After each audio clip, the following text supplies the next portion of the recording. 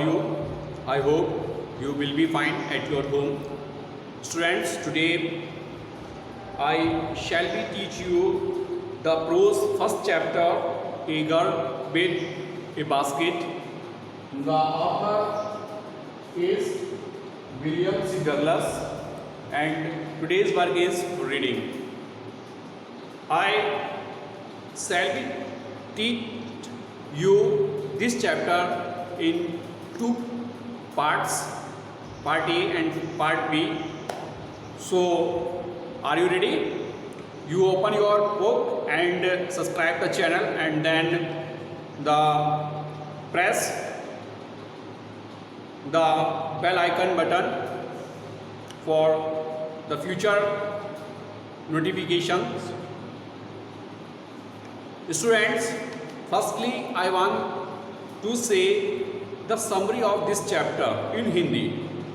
बच्चों, मैं सबसे पहले आपको इस चैप्टर की एक समरी बताना चाहता हूँ हिंदी में, क्योंकि चैप्टर जो एक्सप्लेनेशंस होती हैं इस चैप्टर में इंटर लेवल पर जो एक्सप्लेनेशन होगी वो इंग्लिश टू इंग्लिश ही होगी, परंतु मैं चाहता हूँ कि आपको इसकी जो है समरी पता होनी चाहिए कि आखिर चैप्टर में है क्या चैप्टर है।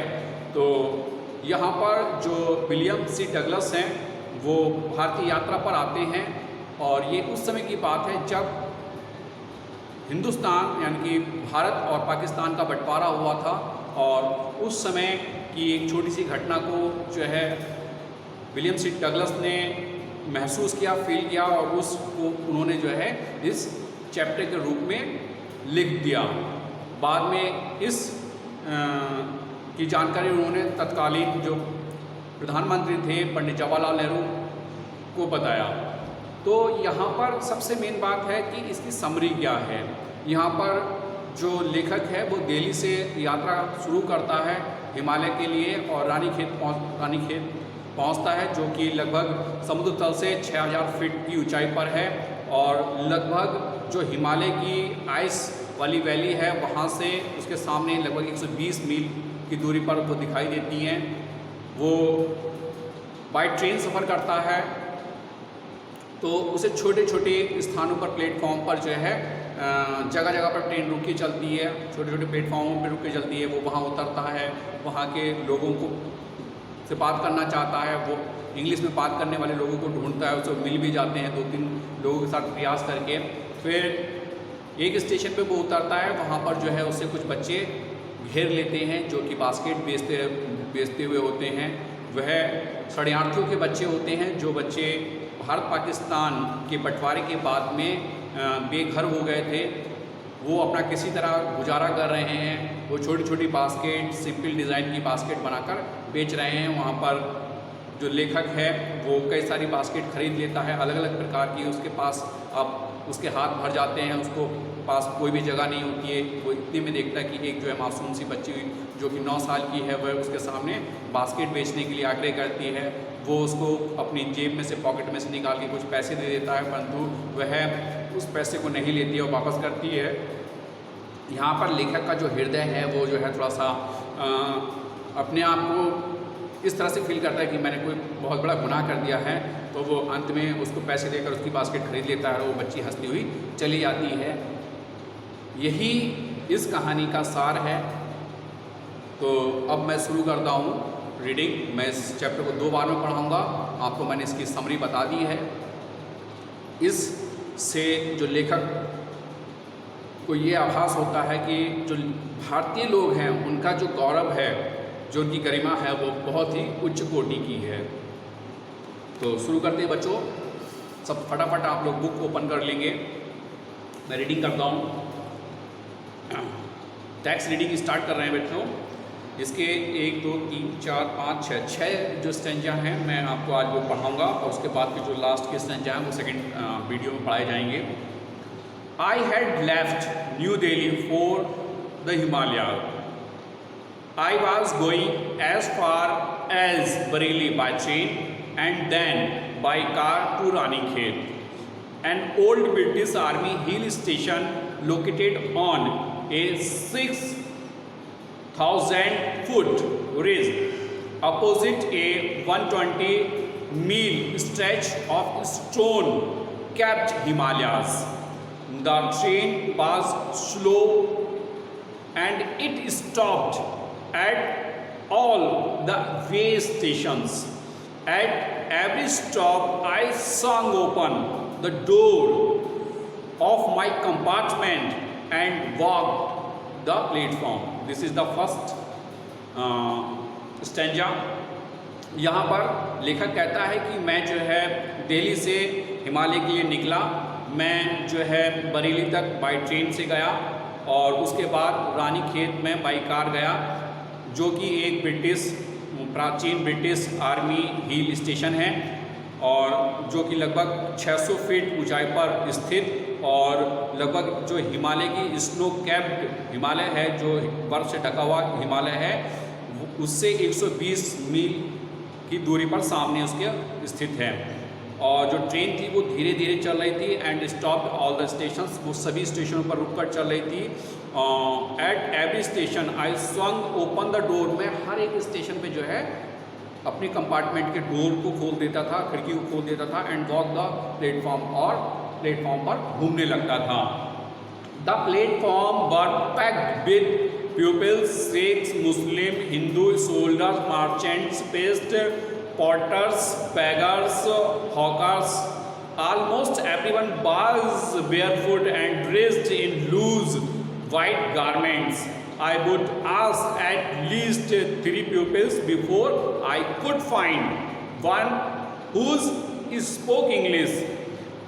We would take world affair, a very major topic and news of the day produced. In this way, I was typing to get a feel of pulse of the nation, checking opinion against official attitude and reports. अब यहाँ पर लेखक क्या कहता है कि मैं जो जिस प्लेटफॉर्म पे वो उतरता था वहाँ पर जो है वो पूरा भरा हुआ था लोगों से. उसमें सभी धर्मों के सिख, मुस्लिम, हिंदू, सैनिक, व्यापारी और पादरी और पोर्टर्स, बोझा ढोने वाले, भीख मांगने वाले, हॉकर्स इत्यादि सभी थे. और लगभग सभी ऑलमोस्ट एवरीवन बेयरफुट, सभी नंगे पैर थे and dressed in loose white garments. और लगभग सभी ने जो है सफ़ेद रंग के लूज यानी कि ढीले ढाले कपड़े पहन रखे थे. I would asked at least 3 pupils before I could find one who spoke English. और मैंने लगभग 3 लोगों से बात की जिनमें से एक व्यक्ति मुझे इंग्लिश बोलने वाला मिल गया. I would talk world affair and every major topics on topic the news of the day produce. और मैं प्रत्येक से बात करता और उनसे जो है जो मुख्य बिंदु थे उन पर बात की जाती और जो प्रतिदिन की या प्रेजेंट की न्यूज़ थी, डे समाचार था, उसको मैं उनसे प्राप्त करता या उत्पन्न करता. In this way I was trying to get a feel of the pulse of the nations. मैं उनके माध्यम से जो है जो नेशन की पल्स है उसको प्राप्त करना चाह रहा था. चेक ओपिनियन और उनके जो विचार थे उनको जानना चाहता against official attitude and reports. और उनके जो ऑफिशियल्स क्या बर्ताव है और उनकी क्या रिपोर्ट्स हैं इसके बारे में. तो ये दूसरा स्ट्रेंजा समाप्त होता है. बात तीसरे स्ट्रेंजे की करते हैं. द रूट ले through one of the richest of India's agriculture area. This was the plain of the upper Ganga river, 1,000 feet above sea level, but the Ganga was brown silt or stone with flowed water. Its overflow the inundating thousands of areas of rice. To the north way jungle, great expanses of grass higher than a man's head and unbroken except for the occasional clump of tree, the home of tiger, elephant, pythons and cobras. Everywhere else there was felt land running to the horizon, but jotted here and there by the sacred Vinan tree or by rows of packer trees shed like elms. elms माने होता है चिराग bell एक प्रकार की। तो यहाँ पर आप तीसरे स्टेंजा को बताता हूँ। द रूट्स ले through one of the richest of India agriculture. ये जो रास्ता था, ये जो वे था, वह इस भारत का यानी कि भारत का सबसे रिचेस्ट धनी यानी कि कृषि के क्षेत्र में सबसे धनी क्षेत्र था। This was the plain of the upper Ganga river. यह जो है अपर गंगा का यानी कि ऊपरी गंगा का प्लेन मैदानी क्षेत्र था। 1000 फीट अबव सी लेवल पर ट्रॉपिकल, परंतु यह समुद्री क्षेत्र से लगभग 100 फीट ऊंचाई पर, परंतु ट्रॉपिकल यानी कि उष्ण कटिबंधीय क्षेत्र है। The Ganga was brown silt swollen with flood water. जो गंगा की जो ऊपरी बारीक सतह जो कि पानी जब बरसात का आता है या उसके साथ जो मिट्टी घुली मिली रहती है, वो उसको जो ऊपर की जो परत होती है उसको वहाँ पर वो उससे बना हुआ था। इज ओवरफ्लो द इम्यूटेटिंग माने होता है जलमग्न 1000 ऑफ एरियाज ऑफ राइस। परंतु वहाँ का जो क्षेत्र था वह लगभग जो फसल थी राइस की, चावल की जो खेती थी, वो लगभग जो है थाउजेंड्स ऑफ एरिया, लगभग सैकड़ों बीघे जो जमीन थी वो पानी में जलमग्न थी। To the north were jungles. जो उत्तरी हिस्सा है जंगल का जो था, ग्रेट एक्सपेंसेस अर्थात उसका विस्तार उस पर फैला हुआ था, of grass higher than a man's head. और जो घास थी वो लगभग व्यक्ति के माथे के बराबर था, सिर तक फैली हुई थी। And unbroken expected for an occasional clump of trees. और जो बांस होते हैं, तंबू होते हैं या पेड़ों का झुंड था, कहीं कहीं पर वो दिखाई दे रहा था, कहीं कहीं पर पेड़ों का झुंड भी था। The home of tigers.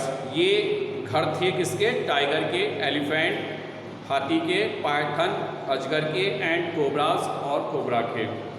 Everywhere else there was fat land running to the horizon, but the dotted here and thereby the sacred panels tree or the rows of packer trees shaped like elm। तो लगभग जो कहीं कहीं पर जो थे जो बरगद के पेड़ थे और कुछ पाकर्स ट्री थे जहाँ पर कि लोग बाग अपना उनके किनारे जो पूज्य स्थल थे, सेक्रेट होली होते हैं, ये बनाना ट्रीज होते हैं या पाकर्स ट्रीज होते हैं, ये एक प्रकार से पवित्र माने जाते हैं, पूजनीय वृक्ष माने जाते हैं। वहीं पर जो है आदिवास था। तो ये आपका हो गया, अभी चल रहा है, रुक जाइए इसमें। And having thing twice trunk.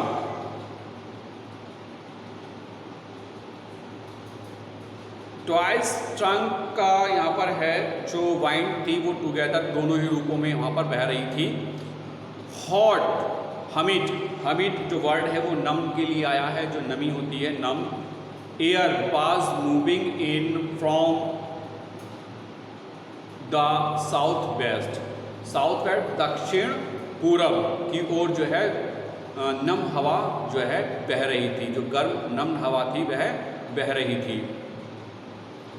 monkeys, some of them mothers with babies climbing to them and riding the underneath, swung off trees at the stations look for food. The villages were past head wall made of mold mixed with water and cow dung stretched across the rafters. The day of the pumpkin vines that grave over them were in the bloom, drilling stacks of yellow over drop balls. Monkeys, some of them mothers with babies, climbing to them and riding under north. और जो बंदर थे, कुछ बंदर थे और माताएं और उनके बच्चे जो हैं जो कि उनसे चिपके हुए थे, इधर दौड़ रहे थे. स्वंग फॉर ट्रीज, पेड़ों पर झूल रहे थे. At the stations looking for food, और स्टेशन की जो कि खाने की तलाश में थे. द ब्लेजेस वर पास्ट, जो भी गांव पास होते जा रहे थे, जो छूटते जा रहे थे. हेड वॉल्स, उनकी जो दीवारें थी, मेड ऑफ मोड मिक्स्ड, लगभग जो कीचड़ गोबर से जो बनी होती हैं कीचड़ से. With water and cow dunks, यानी कि गोबर से मिली हुई, जो पानी गोबर और कीचड़ से मिक्स बनी हुई दीवारें थी उनकी. Their packed roof were the thatched. Thatched का मीनिंग है यहाँ पर छाया हुआ था, उनके ऊपर जो है छतें थी वो पड़ी हुई थी. किससे? Bundles of grass, dried and bumps, poles stretched cross the rafter, जो घास के बंडल थे उनसे और बांसों के जो बम्बू होते थे उनके पोलों से वो जो है स्ट्रेचेस बंधे हुए थे, यानी कि छप्पर जो बंधे हुए थे, उनकी जो छतें थी. That they the pumpkins vines that grow over them were in bloom, और उनके ऊपर जो है पम्पकिन यानी कि कद्दू की बेलें फैली हुई थी. Travelling stretch of yellow over drape balls, और उन दीवारों पर लगभग जो है छोटे छोटे जो है बारीकी जो है लाइनिंग येलो कलर की हो रही थी. अगला देखते हैं. At one station my routine to talking with the pupils was interrupted as soon as I alighted. A group of young children gathered around me. They were selling baskets, hand wove pens, reed baskets, and simple design and patterns. They had the basket high, certain word I did not know, but conveying unmistakable their desire. अब ये आपका अगला वाला है stanza, इसको मैं पढ़ता हूँ. At one station my routine to talking with the people. जैसे ही मेरा अगले स्टेशन में मेरा रूटीन था लोगों से बात करने का, बाज अनरिपीटेड, वो जो है क्या हो गया?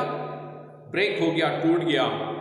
एज सून एज अलाइटेड, मैंने जल्दी ही अलाइट किया कि एक group of young children gather around me, कि एक छोटे बच्चों का जो झुंड था उसने मुझे घेर लिया. दे वर सेलिंग बास्केट, वे क्या बास्केट बेच रहे थे, हैंड वोवन टाइप की रीड बास्केट जो कि बांस वगैरह से बनी हुई थी. विथ सिंपल डिज़ाइन, जो साधारण अलंकरण एंड पैटर्न पर आधारित थी.